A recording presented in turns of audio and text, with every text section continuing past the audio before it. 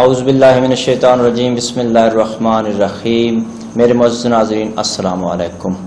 میرے معزز ناظرین، ہم نے حکمت کی 5 باتیں روزانہ کے عنوان سے ایک سیریز شروع کر رکھی ہے، جس کا مقصد اپنی اصلاح ہے اور اللہ اس کے رسول صلی اللہ علیہ وسلم کے پیغام کو لوگوں تک پہنچانا ہے۔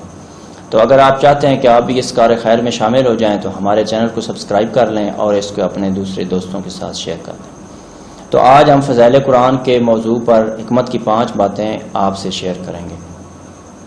تو میرے معزز ناظرین، جو میں آپ کے ساتھ فضائل قرآن کے حوالے سے حکمت کی پہلی بات شیئر کرنے جا رہا ہوں، یہ حدیث رسول خدا صلی اللہ علیہ وسلم ہے۔ کنز الاعمال حدیث نمبر 6464 ہے، جس میں سردار الانبیاء صلی اللہ علیہ وسلم کے حدیث مبارکہ فضائل قرآن کے حوالے سے کہ قرآن مجید صرف تلاوت اور علم حرص حاصل کرنے کے لیے نہیں، قرآن مجید صرف تلاوت اور علم حرص حاصل کرنے کے لیے نہیں، بلکہ قرآن ہدایت اور علم اور سوجھ بوجھ کے لیے ہے۔ سبحان اللہ، سبحان اللہ، کہ قرآن ایسی کتاب نہیں ہے کہ ہم صرف ایک دوسرے کو تلاوت کر کے سناتے رہیں لیکن اس پر عمل نہ کریں۔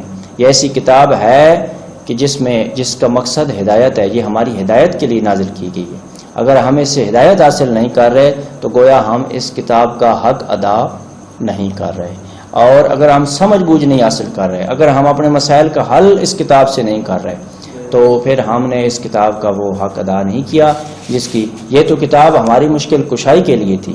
اس کی اتنی اہمیت تھی کہ سردار الانبیاء صلی اللہ علیہ وسلم نے اس کتاب کو اپنا وارث قرار دیا اور ایک مضبوط رسی اور مضبوط سہارا قرار دیا۔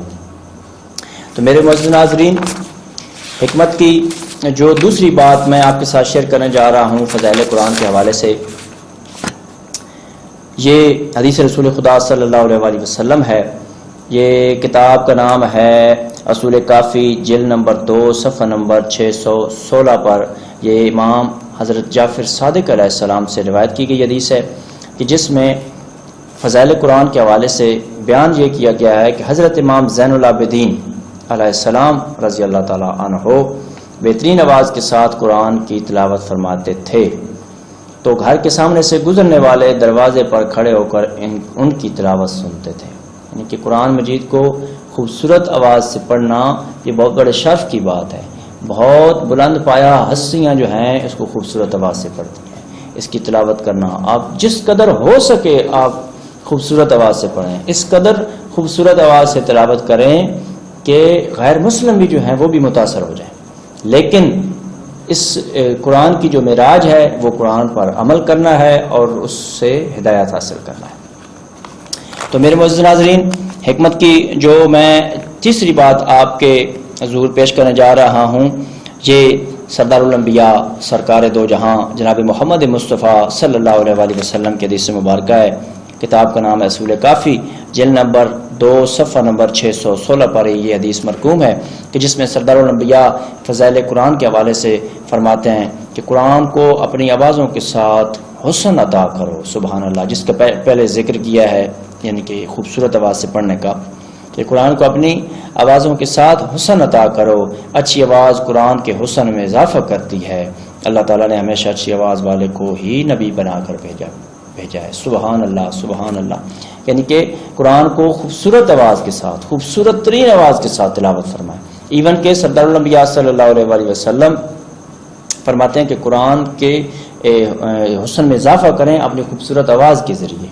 یعنی کہ اگر کوئی غیر مسلم صرف قرآن سنے گا سادہ آواز میں تو شاید اس کو وہ لطف نہ آئے، جب وہ آپ کی خوبصورت آواز میں سنے گا تو ممکن ہے کہ وہ آپ کی آواز کے سیرت ہے، یعنی کہ اس کے اثر سے اس کلام کے پڑھنے، سننے، سمجھنے پر کی طرف مائل ہو جائے۔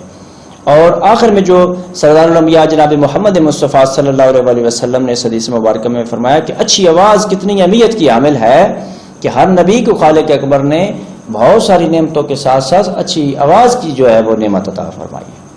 سبحان اللہ، سبحان اللہ۔ تو اس میں گویا یہ قرآن کو خوبصورت آواز سے پڑھنا یہ انبیاء کی سنت ہے، اور بالخصوص سردار الانبیاء سرکار دو جہاں صلی اللہ علیہ وسلم کی سنت مبارکہ ہے۔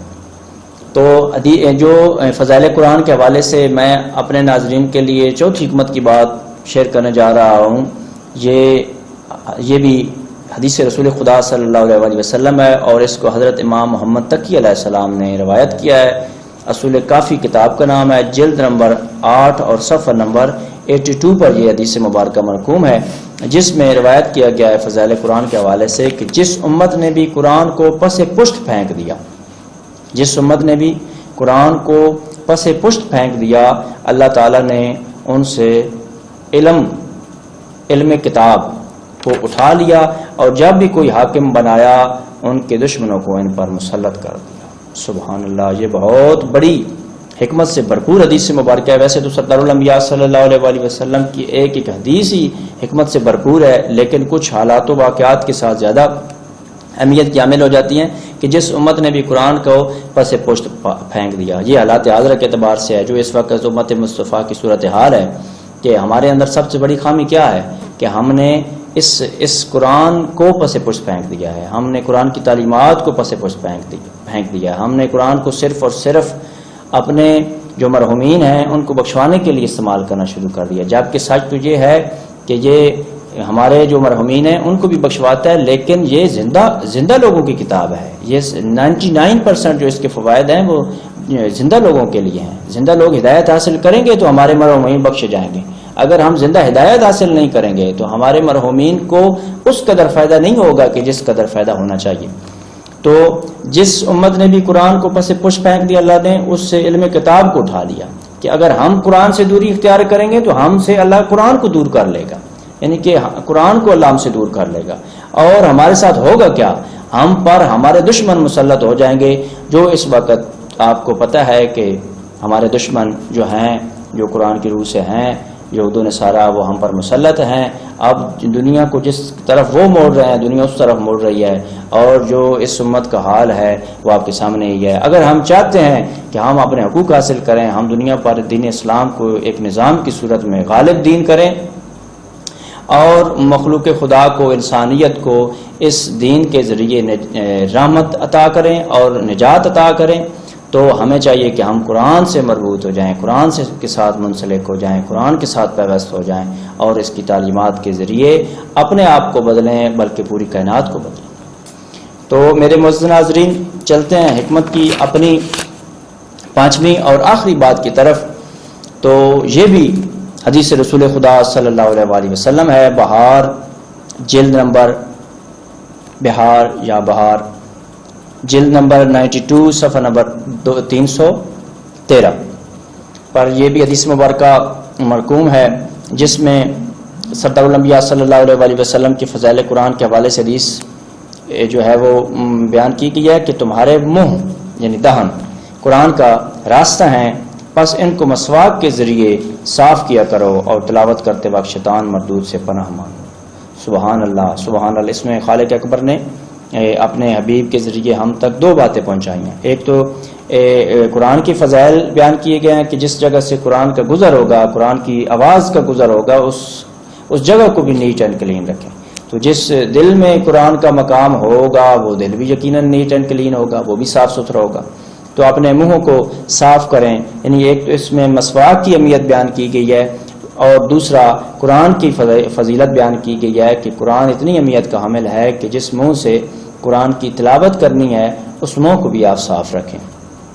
خالق مالک آپ کو اور مجھے قرآن کو پڑھنے، سننے، سمجھنے، اس کے ترجمہ کو پڑھنے، اس کی تفسیر کو پڑھنے، اور ہر مکتب فکر کی تفسیر کو پڑھنے کی توفیق عطا فرمائے، ہر عالم کی تفسیر کو پڑھنے کی توفیق عطا فرمائے۔ آپ جتنی زیادہ تفاسیر پڑھیں گے آپ کو اس قدر زیادہ آپ کے اندر قرآن کا علم جو ہے وہ زیادہ ہوگا، اور آپ کو قرآن کو سمجھنے میں اور اس کو سمجھانے میں اور پڑھنے اور پڑھانے میں آسانی ہوگی۔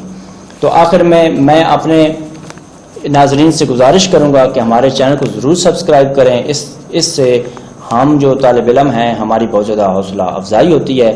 تو آخر میں اپنے پیر و مرشد ڈاکٹر علامہ محمد اقبال جو سب سے بڑے مفسر قرآن ہیں، مفسر نہج البلاغہ ہیں، جس طرح انہوں نے دین کو سمجھا ہے اس طرح شاید بہت کم لوگوں نے دین کو سمجھا ہے۔ دین اسلام کو جن لوگوں نے بہترین طریقے سے سمجھا ان میں ایک بہت بڑی شخصیت ہیں ڈاکٹر علامہ محمد اقبال.